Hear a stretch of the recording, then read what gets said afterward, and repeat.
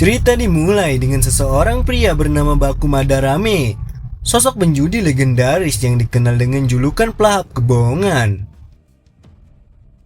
Di awal cerita, Baku sedang berada dalam pertaruhan paling gila sepanjang hidupnya. Ia menantang langsung pemimpin organisasi Kakeru yang bernama Kiruma Souchi. Organisasi Kakeru sendiri merupakan organisasi gelap yang sudah lama beroperasi di Jepang, mengatur perjudian tingkat tinggi dengan aturan turun-temurun. Di sini, uang bukan satu-satunya taruhan, nyawa juga bisa jadi jaminan. Dalam pertaruhan tersebut, Baku mempertaruhkan 500 miliar yen dan nyawanya demi merebut posisi sebagai pemimpin tertinggi Kakeru. Uniknya, Baku tidak memilih permainan kartu, dadu, atau permainan biasa. Ia justru memilih permainan tebak-tebakan. Baku menebak dalam waktu 1 jam akan ada pesawat terbang yang melintas di atas mereka. Sebaliknya dengan Souchi, dalam waktu 1 jam, tidak akan ada pesawat yang terbang di atas mereka.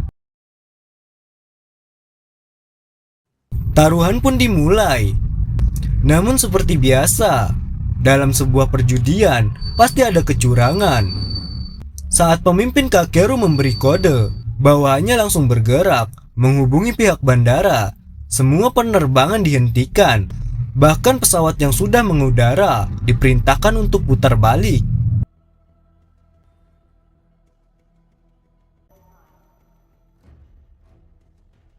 Bukan cuma itu, orang suruhan Baku yang seharusnya menerbangkan pesawat juga digagalkan.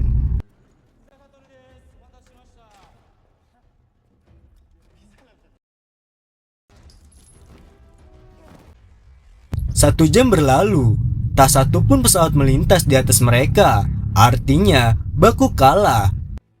Sesuai perjanjian, Baku bertaruh 500 yen dan juga nyawanya. Maka segera, Baku akan dieksekusi. Wasit Kakeru bernama Tuan Yako Hikoichi langsung menembaknya. Namun, tembakan itu sengaja tidak mengenai titik vital.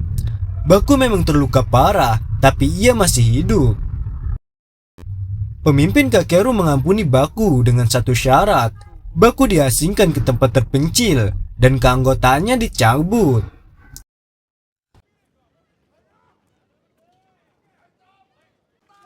Tiga tahun berlalu, Baku kini hidup sederhana, jauh dari dunia perjudian.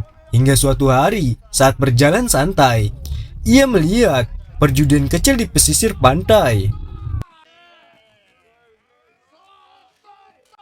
Sebagai pejudi dengan julukan pelahap kebohongan, instingnya langsung bekerja.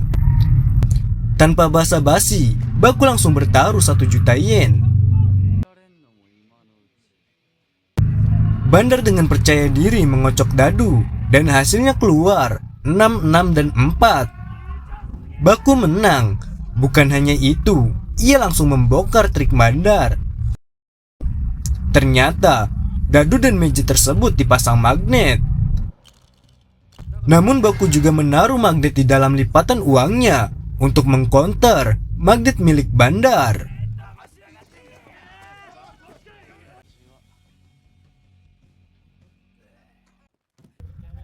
Malam harinya, saat Baku sedang menikmati ramen, seseorang datang menemuinya. Orang itu memberitahu bahwa ada mantan ilmuwan bernama Iki Sadakuni yang berniat mengacaukan organisasi Kakeru dan ingin menguasai organisasi Kakeru.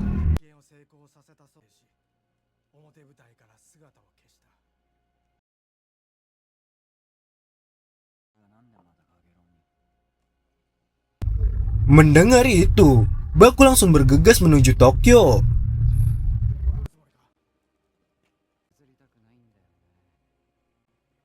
Di sisi lain, Sadakuni, mantan profesor tersebut, terlihat sedang berjudi melawan seorang menteri keuangan.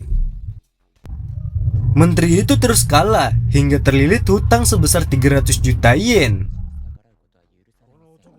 Saat diminta melunasi hutang terlebih dahulu, sang menteri justru menyuruh pengawalnya membunuh Sadakuni dan wasit Kakeru.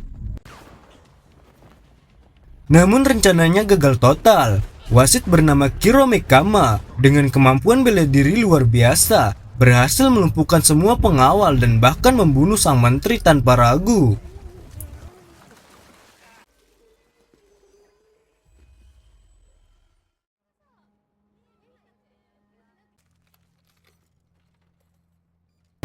Tak lama kemudian, Baku bertemu seorang pemuda polos bernama Kaji. Pertemuan mereka terjadi secara tidak sengaja, hanya karena Kaji memberi minuman kepada Baku karena Baku terlihat menginginkannya. Bukan karena tidak punya uang untuk membeli, hanya saja Baku tidak memiliki uang receh untuk memasukkan ke dalam kotak minuman. Dari obrolan ringan, Baku mengajak Kaji untuk mencari uang lewat jalur pintas, yaitu bermain kasino. Di kasino, mereka bermain roulette.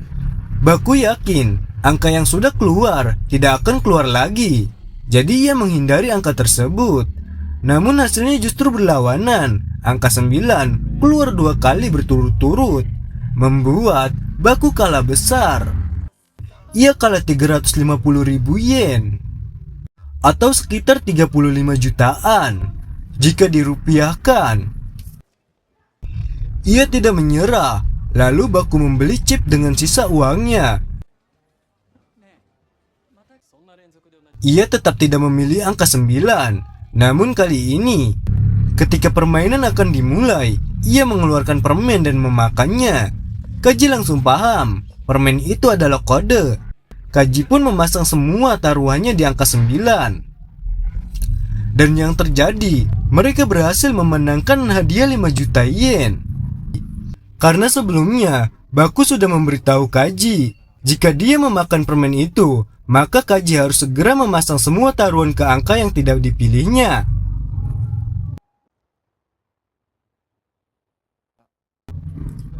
Setelah keluar dari kasino, Baku menyuruh untuk berpisah. Baku merasa Kaji terlalu berisiko jika terus bersamanya. Ia menyuruh Kaji pergi dan hidup bebas, jauh dari dunia berbahaya yang ia jalani. Kaji menolak karena baginya Baku adalah satu-satunya orang yang benar-benar peduli padanya. Namun Baku tetap menolaknya. Akhirnya mereka berpisah. Di sisi lain, Sadakuni mendatangi kasino milik teman Baku yang bernama Ranko. Sadakuni menantangnya berjudi dan berhasil menang, membuat Ranko rugi besar. Keributan pun terjadi hingga Baku muncul dan menantang Sadakuni langsung. Namun Sadakuni menolak. Ia hanya mau bermain dengan anggota resmi Kakeru.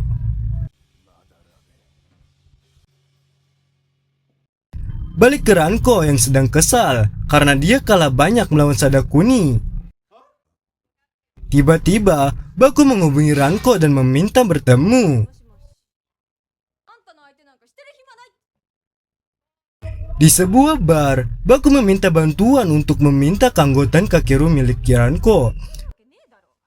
Ranko menolak dan mengarahkan Baku untuk menemui seorang kakek misterius di Taman Nakabari yang merupakan anggota Kakeru.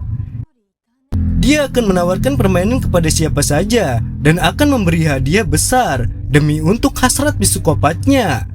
Mungkin dari situ Baku bisa mendapatkan kartu anggota Kakeru.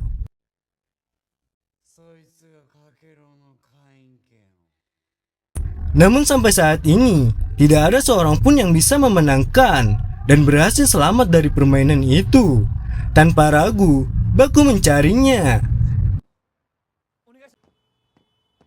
Dan di tengah jalan, Baku tidak sengaja bertemu dengan Kaji. Kali ini, Baku menerima Kaji sebagai partner, karena untuk kembali ke dunia Kakeru, Baku tahu ia tidak bisa berjalan sendirian dan butuh seseorang seperti Kaji.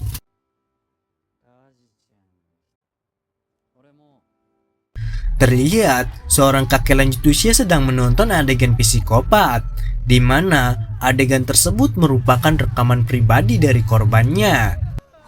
Kakek ini bernama Taro Kokono, seorang anggota organisasi Kakeru yang memiliki kebiasaan aneh, yaitu menyiksa korban-korbannya sendiri.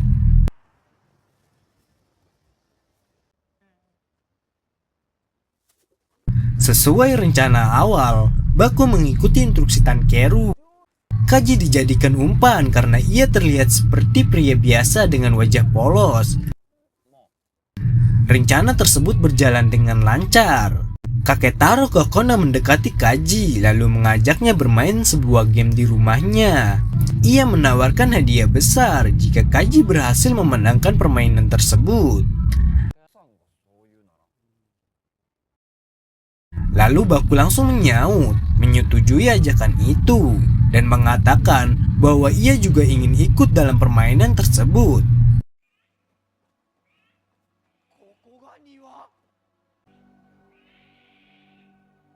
Setelah sampai di kediaman kakek Taro, terlihat memang benar kakek tersebut memiliki wasit organisasi Kakeru yang bernama Hikokichi Yako, di mana wasit itu juga yang menembak Baku 3 tahun lalu sebelum dia diasingkan.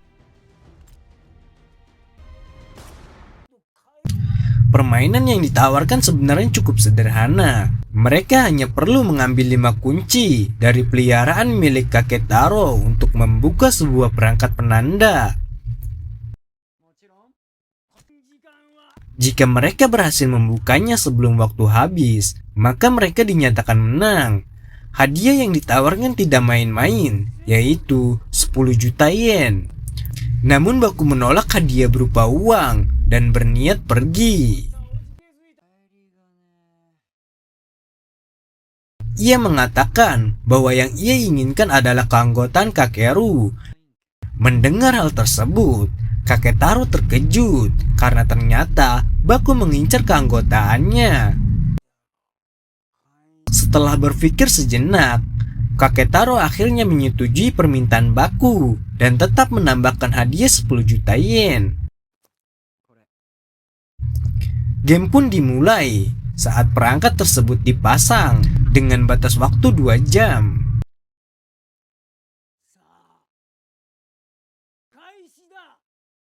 Saat mereka menyusuri area permainan untuk mencari peliharaan milik kakek Taro, tiba-tiba mereka melihat seseorang dengan perlengkapan senjata api. Tanpa peringatan, orang tersebut langsung menembak Kaji. Beruntung, tembakan itu hanya menggores wajah Kaji. Dengan panik, Baku dan Kaji langsung berlari menyelamatkan diri. Di saat itulah mereka menyadari bahwa yang disebut sebagai peliharaan itu ternyata adalah manusia bersenjata. Kaji yang masih syok berusaha menghubungi polisi, tetapi gagal karena area tersebut telah dipasangi pemblokir sinyal. Lebih parahnya lagi, perangkat pembatas waktu yang Kaji kenakan ternyata merupakan bom aktif.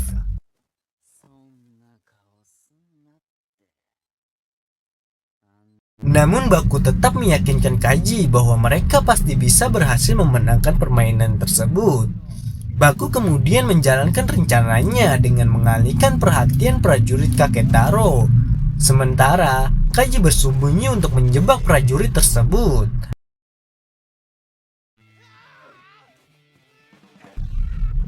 Rencana mereka berhasil. Setelah berhasil menjebak satu prajurit, mereka mulai mencari kunci sekaligus mengambil barang-barang yang berguna untuk menghadapi sisa prajurit lainnya. Tersisa 4 orang. Dengan peralatan seadanya, mereka berhasil melumpuhkan satu persatu.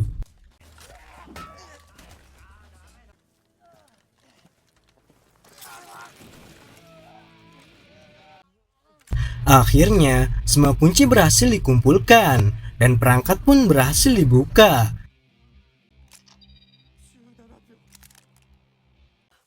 Karena rencananya gagal, kakek Taro menjadi marah dan akhirnya melepaskan senjata biologisnya. Senjata biologis tersebut ternyata adalah anak kandungnya sendiri yang bernama Rodem.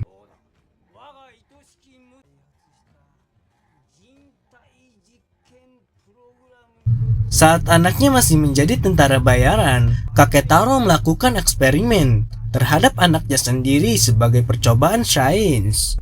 Ia mengklaim bahwa Rodem merupakan mahakarya terbesarnya. Rodem memiliki kekuatan yang sangat berbahaya, namun juga memiliki satu kelemahan. Setelah 15 menit, Rodem akan tertidur. Dalam kondisi terdesak, Baku dan Kaji berlari menuju sebuah bangunan kecil. Di dalam bangunan, mereka mencari benda yang dapat mereka gunakan. Lalu mendapatkan cairan etanol. Dari situ, Baku mendapatkan ide bagaimana cara mengalahkan Rodem. Dengan rencana yang telah tersusun rapi, mereka memancing Rodem ke arah jebakan. Akhirnya, Rodem berhasil dilumpuhkan menggunakan etanol.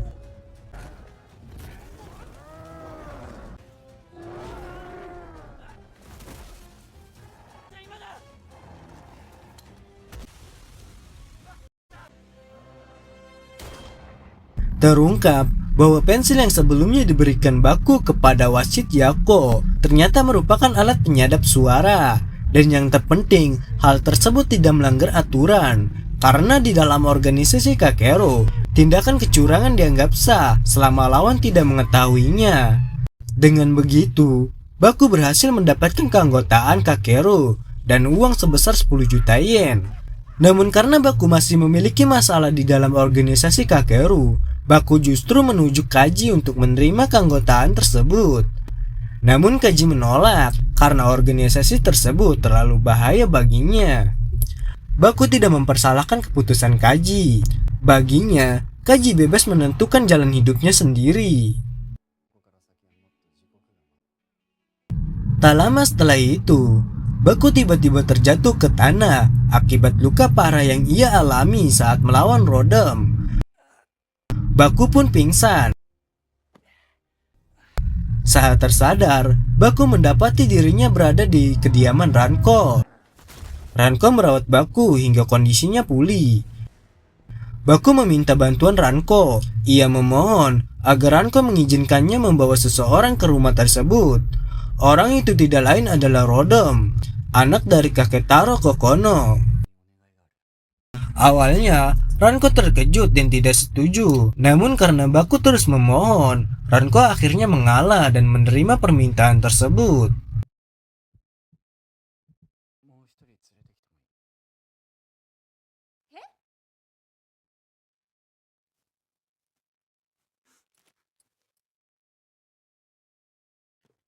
Setelah Baku kembali membawa Rodem ke rumah Ranko, Kaji datang menghampiri Baku.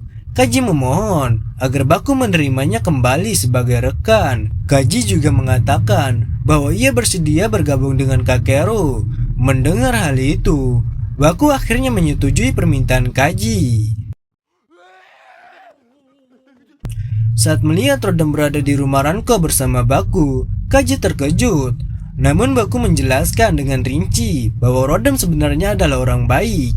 Baku juga mengatakan bahwa mulai sekarang Rodem memiliki nama baru, yaitu Marco. Karena mengira Baku hanya membawa satu orang dan bukan dua, Ranko sempat menolak. Namun penolaknya perlahan berubah setelah Marco menunjukkan kemampuan memasaknya. Dengan lihai, Marco memotong daging dan menyajikan masakan yang sangat lezat. Akhirnya, Ranko pun menerima mereka. Di pertemuan organisasi Kakeru, para wasit berkumpul untuk membahas siapa yang akan menghadapi Sadakuni, mantan profesor tersebut.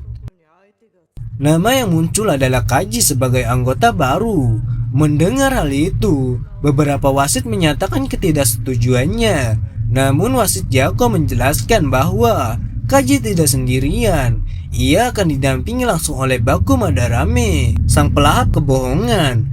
Dengan penjelasan itu, akhirnya semua wasit menyetujui keputusan tersebut. Beralih ke sisi lain, Sadakuni terlihat mengunjungi kembali laboratorium lamanya. Ia mengenang kejadian kelam di masa lalu karena ulah pejabat menteri keuangan.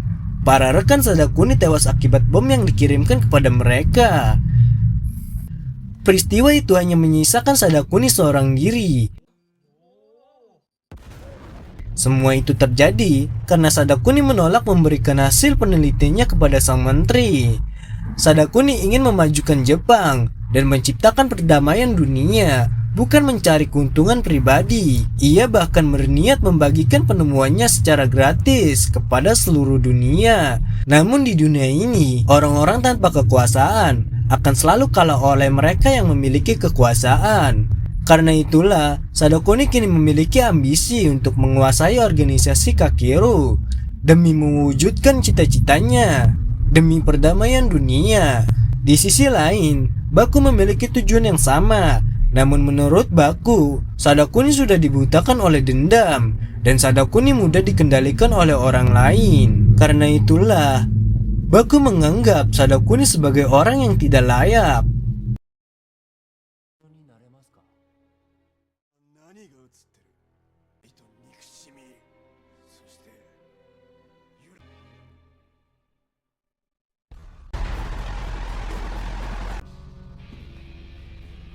Tibalah saat yang paling ditunggu. Pertandingan antara Sadakuni melawan Baku akhirnya dimulai. Sesuai taruhan yang telah disepakati sejak awal, taruhan pertandingan ini masing-masing 2 miliar yen. Masalahnya, Baku hanya membawa 50 juta yen. Melihat hal itu, para rekan Sadakuni langsung marah dan menganggap Baku tidak serius.